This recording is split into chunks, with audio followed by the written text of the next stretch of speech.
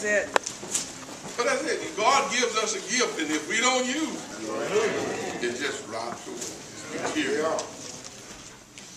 Matthew 27. We'll be speaking from the 54th verse. Again, we're going to speak from that 54th verse. Matthew 27. 54th verse, and it reads as follows. Now when the centurion and they that were with him watching Jesus saw the earthquake and those things that were done, they feared greatly, saying, truly, this was the Son of God.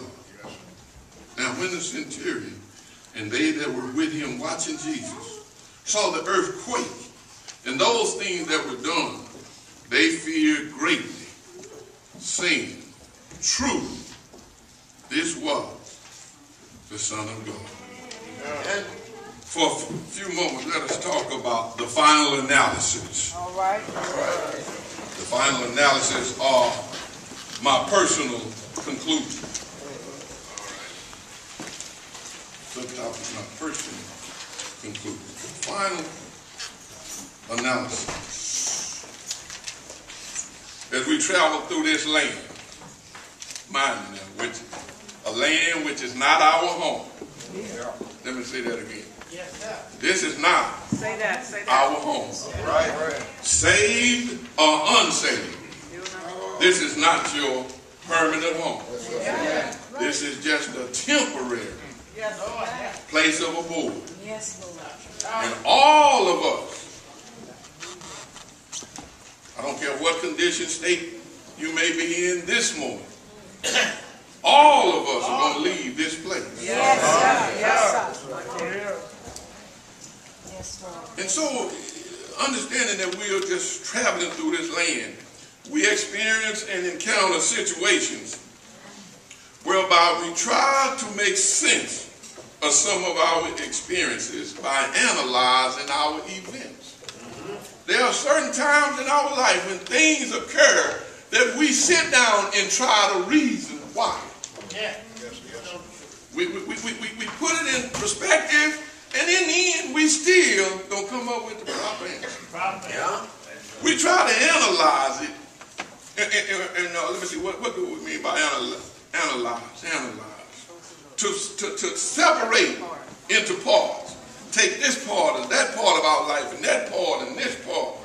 And we try to come up with basic principles so as to determine why the whole thing took place. In other words, we take parts, try to come up with the whole. Why? And so when we look back at our life, we try to analyze our life. To try to say why we ended up where we are. Yeah. We try to make sense by analyzation of our lives. Right.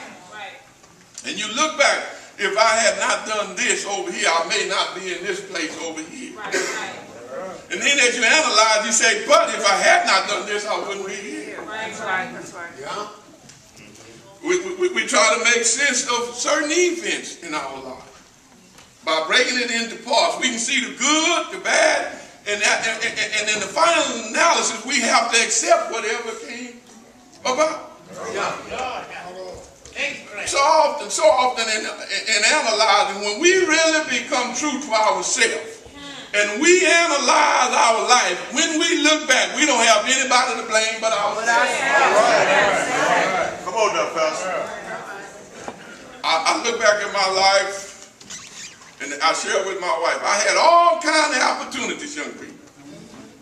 The greatest opportunity I had, I think was in about 71. They tried to send me up to San Francisco to play semi-ball. And I didn't go. Because I was going to have to, when I look back at my life and analyze it, breaking it into parts, I was going to have to go and work hard. Well, sir. Yeah, if you were going to play basketball, talking about semi-pro, you were going to have to And so therefore, I'd rather stay where I was, do what I was doing, and ended up where I was. But I said all of this to say, I don't have anybody to blame what happened to me but me. Amen. And so the final analysis, well, sometimes it really bothers me, and I mean it agitates me, for us so often to blame somebody else. And here's one of the worst things I think we're doing. We are teaching our young people to blame a white man who ain't never done anything to them for what they not doing. There's not one white man keeping our children out of college. Let me say it this way as I move on. They don't have to go to UCLA to get a degree. They can start at El Camino and then get a degree. Obstacle does not mean to stop. And so we try to make sense of this death. We try to make sense of death. And so often we just can't. Even after analyzation, we can't make sense of it. Socially, can't make sense of it all the time. Economically, we try to analyze what would be best for us. And so it is. In our final analysis, when you break it down, only one you can come up to and blame for your situation is yourself. Let me give you an idea, and as I move on to the text and try to be finished by quarter after. If you go to Genesis, you will find that man was created in a perfect environment. Harmony in that one with God. Spiritual only mean in tune with God. And when God came looking for Adam, Adam had heat. And God said, Adam, where art thou? Well, here I am, but I hid. Well, what you doing hiding, Adam? See, I'm naked. Who told you? Yes. You were naked. And so the story goes on. So the Lord said, well, let me start dealing with this in the parts. Who told you you was naked? Yes, sir. Well, Lord, that woman. Oh, so let me stop dealing with this part and go deal with the woman. That woman you gave me caused me to fall and be naked. Now, he's not blaming the woman. He's blaming God for giving him the woman. The woman comes along. God, I did do it, but it wasn't my fault. It was that serpent that you put in the garden. So God said, I'll tell you what, since it's all my fault, you curse Adam, you curse woman, and the whole creation is cursed. Yes, sir. Make it plain. Man, your curse is that you will work and sweat by the sweat of your brow.